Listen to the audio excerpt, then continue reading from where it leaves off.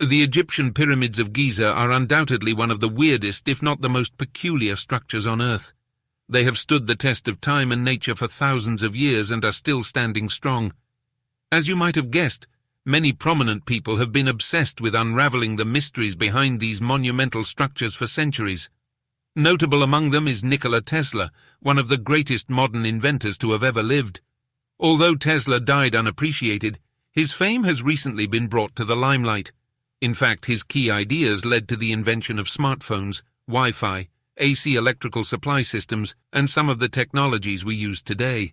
Apart from his crazy ideas that were patented, Tesla expressed interest in several other mysterious top-secret projects, including the Egyptian pyramids. His drive to unlock the secrets of the pyramids began when he was 20 years old. It was at this point in his life that he decided to make it his life's goal. Made of about 2.5 million blocks of stone and weighing nearly 6 million tons, the Egyptian pyramids are mysterious and magnificent structures that have drawn several visitors from across the globe. If you've ever seen or read about these pyramids, you'd agree that they are full of secrets that have not been exposed. Some of these secrets are the sources of Nikola Tesla's groundbreaking ideas and inventions, especially the notion of the ability of pyramids to generate power. Many people believed that the pyramids were actually tombs for the pharaohs of ancient Egypt. However, it was surprising that not a single mummy has been found in any of them. All the mummies are lying in the Valley of the Kings. Besides, there are no indigenous Egyptian inscriptions or art on the pyramids. Unbelievable, right? Who could have spent so many resources to build such gigantic structures with no goal in mind? After all, we've now confirmed that they aren't tombs for the Egyptian pharaohs. Neither are they edifices that have been built in honor of some gods. Nikola Tesla read several books about ancient structures and found that the pyramids contained an incredible amount of energy. At that time, electricity was barely known, and Tesla began to consider the probability of the pyramids having some advanced technology lurking within them. He became convinced that the pyramids derived their power from electromagnetism. To him, the pyramids might have been built with some form of crystal energy, and the chambers within them were used to tamper with the electromagnetic fields. He also holds the theory that the materials, such as stones used in constructing the Great Pyramid, had energy-storing properties derived from the sun and the moon. Therefore, he suggested that the pyramid could have been designed to generate an energy field capable of providing electricity to cities. In 1905, Tesla submitted a patent in the US titled The Art of Transmitting Electrical Energy Through the Natural Medium. The patent contained designs for a series of generators that could tap the ionosphere to extract electrical energy. Tesla viewed the planet Earth as a gigantic electrical generator of unlimited energy, spinning around two magnetic poles. He later referred to his triangular design as Tesla's electromagnetic pyramid. Furthermore, he believed that the location of the pyramids, rather than their shapes, is the source of their energy. Therefore, he decided to build a tower facility that would later spark the whole city. This tower is known today as the Tesla Experimental Station, located at the base of Pikes Peak in Colorado Springs. It is also known as the Wardenclyffe Tower or Tesla Tower on the East Coast. He built the tower and pyramids at these locations following the laws of the location of the pyramids of Giza, and in relation to the elliptical orbit of the planet in the equator. The tower's construction was based on his theories about how the Earth could conduct the signals. According to Tesla, the prototype would send and receive data and unlimited energy as far as Paris, France. Unfortunately, Tesla's discovery and the device went into oblivion following his mysterious death in 1943. However, his work succeeded him even after his death. Scholars and researchers have studied his theories on the power of the pyramid, and his ideas have helped uncover many of the mysteries surrounding the pyramids. What Tesla was trying to explain to us about the pyramids might sound vague, but perhaps he wants us to understand the power of something much more ancient than we thought. Let's look at Tesla's idea of numerology for clarity. According to Tesla, the numbers 3, 6, and 9 constitute a key to the universe, and are of great importance for all of us on planet Earth. He said that many models appear naturally in the universe, in our galaxies, in star formation, in evolution, and in almost all natural systems. Some believe his obsession with the numbers 3, 6, and 9 influenced his preference for pyramidal shape and certain fundamental mathematical laws. He believed that these figures were the cardinal numbers of a universal math language, and this was why he would not use or do a thing that did not result in the number 3 or a multiple of it. Tesla would drive around any building 3 times before going in. He stayed in hotels with numbers divisible by 3. He lived on the 33rd floor of the New Yorker Hotel in New York City, room number 3327. Mathematically, 3 plus 3 equals 6 and 2 plus 7 equals 9. He slept about 3 hours each night. He polished his cutlery and dishes with 18 napkins before using them. He made decisions in groups of 3 people. Whatever calculations he made about things in his environment, he ensured the results were divisible by 3. These results would form the basis of his choices and decisions. So what was Tesla trying to tell us with his obsession with 369? After all, we did not create mathematics. We eventually realized that mathematics is a universal language, and the law guiding it is binding on everyone on planet Earth. For instance, in vortex mathematics, 1 plus 1 equals 2, 2 plus 2 equals 4, 4 plus 4 equals 8, 8 plus 8 equals 16, 16 plus 1 16 equals 32, and 32 plus 32 equals 64, 1 plus 6 equals 7, 3 plus 2 equals 5, and 6 plus 4 equals 10. You'll notice that the number patterns only return 1, 2, 4, 8, 7, and 5. These numbers are repeated in the sequence 1, 2, 4, 8, 7, 5, 1, 2, 4, 8, 7, 5. However, 3, 6, and 9 do not follow this pattern. Realizing that these forms are found in nature, ancient people emulated them in construction. If Nikola Tesla could be so obsessed with these numbers, can we say he was trying to reveal some truths to us? Using the Great Pyramids as a reference point, here's the reason the size of the pyramid is aligned with the compass with an accuracy that can only be derived from modern engineering. The Pyramid of Giza comprised 2.5 million blocks of stone weighing 6 million tons. It stands 481 feet high and its footprint is over 13 acres.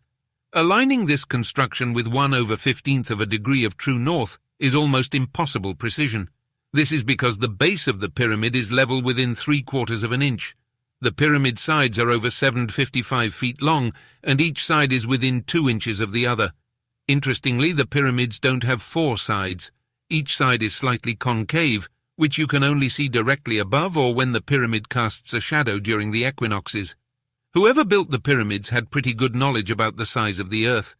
If you multiply the pyramid's 481-foot height by 43,200, you will get 39,368.5 miles, which is within 11 miles of the Earth's polar radius.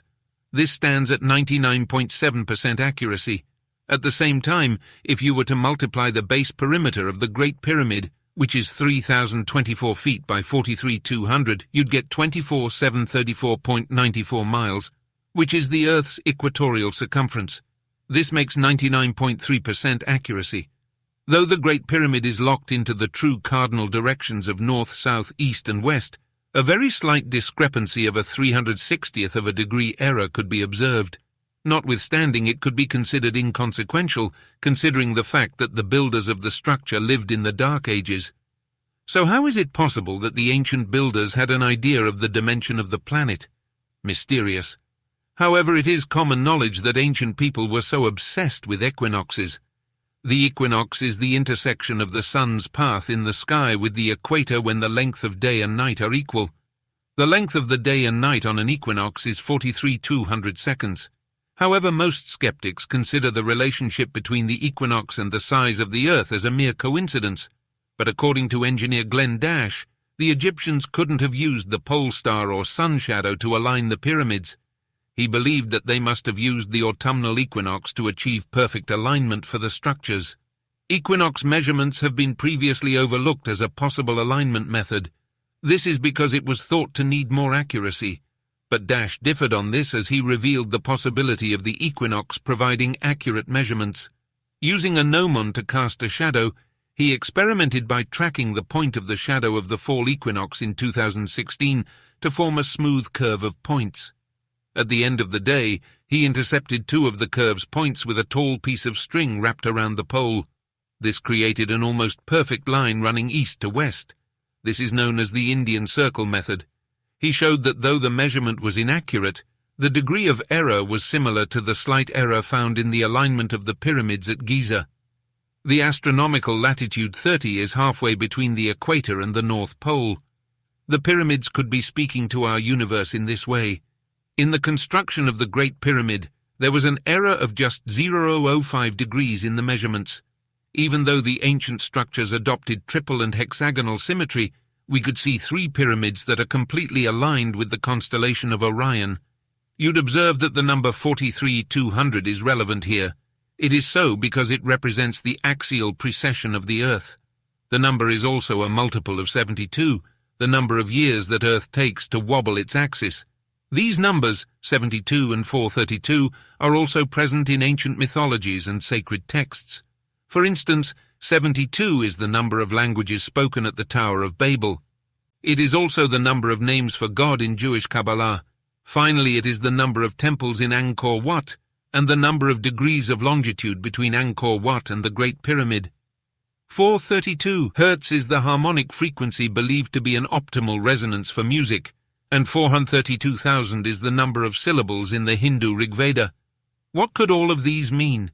Could the ancient Egyptians have possibly used a mathematical language we're only just realizing?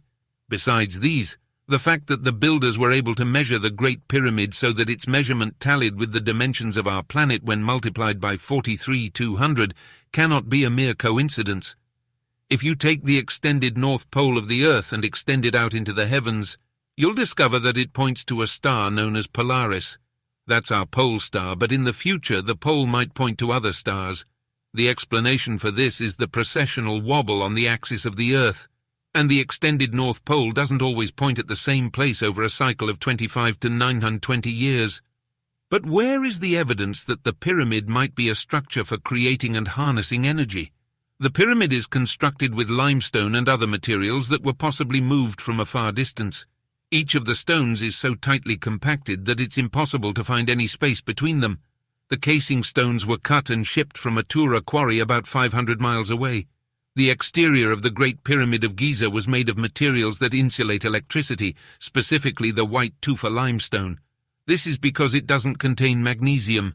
The interior and chambers were made of a material that conducts electricity, making it possible to control the release of energy from inside the pyramid fully. In addition, the blocks used in the inner parts of the pyramid were made from another form of limestone, stones containing small amounts of crystals and metals. These two properties, crystals and metals, allow for the transmission of maximum power. It is worth noting that Tesla's tower works on the same principle as the pyramids, but let's now go a bit into the basics. There are a few elements that allow for wireless power to work. They include the sun, water under the tower or pyramids, and the need to put the tower at the right height in the air to allow energy to spread. The top of the pyramids was made of gold, a great electrical conductor. In the middle is granite, which acts as an energy transceiver. A combination of these gives wireless energy. A 2018 study sought to investigate how the pyramid can focus on energy. A team of scientists used radio waves at different frequencies to determine whether or not the pyramid would respond to electromagnetic waves of a resonant length. They discovered that the pyramid concentrates electromagnetic energy in its internal chambers and under its base. According to scientists, radio waves with a length that ranges from 200 to 600 meters can induce resonances. The closer to 200 meters, the more dramatic the effect. In 2019, Eric Wilson published a paper titled Large-Scale Thermoacoustic Generator. In the paper, he describes how granite and other rocks survive vibration. Electrons will migrate through the rock and up to the surface. Through a combination of science and music, the builders of the pyramid created a power-generating machine that has been tuned to the natural harmony of the Earth's vibration, whose source is the tidal energy created by the moon's gravity. This technology is capable of generating unlimited clean energy. But the question is, what is the source of energy that brings us back to Tesla? His Wardenclyffe Tower was built on top of an aquifer, which discharged negative ions to the top of the tower. The tower has copper and iron rods extending down into the water. When electricity was sent into the tower, it was to be transmitted to the world through the atmosphere. Receivers were built to receive the energy for usage by people. In short, he wanted to tap the energy from the ionosphere and pump it into the Earth via vibration so that the other receivers could read it. The same thing applies to the Great Pyramid. It is also built on an aquifer, and an older underground water channel was recently discovered. Copper pipes and iron rods have been installed there. The capstone is made of gold. The River Nile used to run very near the pyramids to create an electric current underneath them. The electricity then moves to the top of the pyramid through the granite stones inside the pyramids into the gold capstone. This is what is referred to as physioelectricity. Physioelectricity is the electrical energy we can obtain from natural physical movement, such as walking and the passing current of a river or underground aquifers. Water would rush into the base chambers and exit, creating a pump that vibrates the pyramids. The vibration would hit the king's chamber with a precise frequency. The king's chamber consists of geomechanical devices that vibrate with the energies of the earth, which are then converted into electromagnetic energy. Tesla's wireless power distribution system utilized the Earth's resonance, just like the pyramid. Also, the energy generated by the tower would be unlimited and clean. Unfortunately, the tower was destroyed, and there is also evidence that the Great Pyramid was destroyed from the inside. Realizing that he could be on his way to creating a breakthrough in power transmission, Tesla convinced J.P. Morgan, who gave him more than $150,000 to fund the project. Tesla's intention to utilize the design for the wireless transmission of energy was made public in 1898. It would help him to attain great fame and fortune. The project would enable him to transmit worldwide, just like Marconi's radio-based telegraph system transmits messages. He had already established that wireless power would work on a small scale, but he needed more money to complete the project. So he ran to Morgan again, asking him for more money. But rather than giving more money, Morgan withdrew from him, citing a breach of the agreement. He went further to empower Tesla's competitors, Edison and Marconi, who were making big on Tesla's inventions. He also sent out words to the world, notifying them to avoid Tesla. By 1915, Tesla had gone bankrupt and could no longer maintain the Wardenclyffe property. In 1917, the tower was demolished and sold for scrap. This would spell the end of the project. The same thing might be applicable to the Great Pyramid. What if it suffered some catastrophic event that caused it to stop working? Apart from the hydrochloric acid, there are also traces of sulfuric acid in the southern shaft, while zinc chloride and ammonium chloride were discovered in the northern shaft. These chemicals are capable of creating hydrogen even when they are not being mixed. However, if you combine ammonium chloride with sulfuric acid, you will get an explosion. Considering the structure of the pyramid, the explosion was probably controllable. In 2001, scorch marks were discovered in the Grand Gallery in the ceiling above the original location of the resonators. Also, there were cracks in the granite beams on the southeastern ceiling of the king's chamber. Egyptologists explained that the cracks were a result of an earthquake, but the damage only seemed to have occurred in areas of the pyramid where there was a flow of highly compressed heated hydrogen. Apart from this, the walls of the king's chamber also separated from the floor and appear to bulge out. This indicates that an explosion might have acted upon them. Similar damage has occurred to the steps, the chamber, and other parts of the interior. The southern shaft was discovered to have been coated with salt about an inch thick. It is likely that hydrogen was boiling and bubbling up the shaft. Initially, it was thought that an earthquake caused the explosion, but engineer Christopher Dunn ruled out the thought and suggested that a cataclysmic event may have occurred in the pyramid, eroding the structure. As an active power plant, the theory is yet to be established, though ancient Egyptians are known to have been great record keepers. However, there doesn't seem to be any record of any cataclysmic event during the time of constructing the pyramid. Dunn believes the event occurred thousands of years earlier, but come to think of it, if Egyptians were known to keep records, there would be documentation of how they used electricity.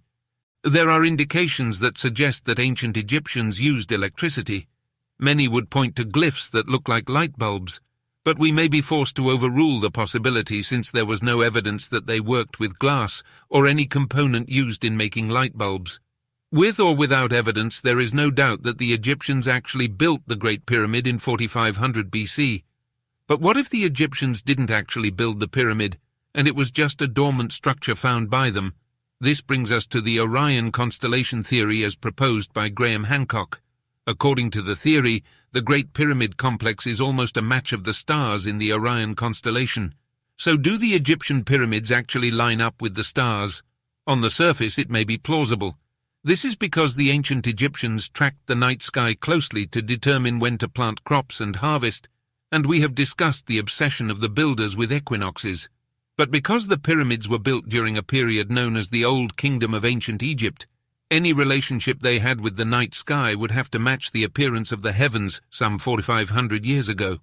Also, some clues suggest that the pyramids and the Sphinx have existed for time immemorial. Robert Schoch from Boston University believes that the Sphinx and Giza are about 13,500 years old. But while Giza has been built in an extremely dry climate since the time of the pharaohs, the Sphinx dates back to a period when the climate had more rain. This is because the latter shows signs of erosion caused by wind, sand, and water. The erosion patterns around the Sphinx's base indicate that huge volumes of water are washing over the plateau at violent speeds. This was evident at the end of the last ice age in 9700 BC. Glaciers melted rapidly, and sea levels rose 500 feet within a few centuries. At that time, most humans died, and the few that survived took shelter in caves. Now, think of the effects that water with such rushing speed and pressure would have on stone constructions like the Sphinx and pyramids. Meanwhile, a sky full of plasma, lightning, and radiation would have caused serious damage to the Great Pyramid if it had used a volatile chemical reaction to create power. We're not saying that the whole event told here really happened. However, we can assume that an advanced civilization existed thousands of years ago.